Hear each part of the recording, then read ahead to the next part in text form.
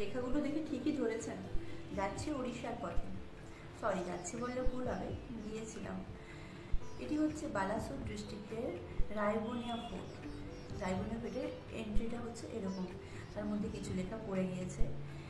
এটি মধ্যযুগীয় একটি দুর্গ, যেটি পূর্ব গঙ্গা ডাইনেস্টির প্রথম নরসিংহ বর্মন তৈরি করেছিলেন। এরকম আরও 161খানা ফোর্ট পুরো ইন্ডিয়াতে তৈরি হয়েছিল।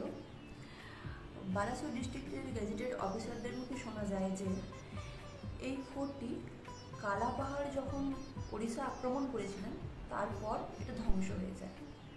বর্তমানে এর ধ্বংসাবশেষ খুব সামান্যই পড়ে আছে।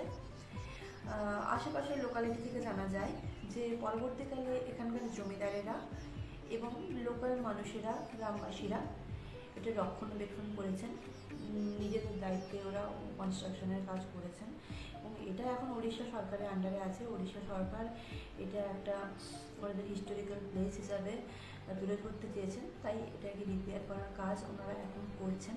তো দেখে জানাবেন কমেন্টে, এরকম একটা প্রাচীন মধ্যযুগীয় ঐতিহাসিক নিদর্শন দেখে আপনাদের কেমন লাগবে।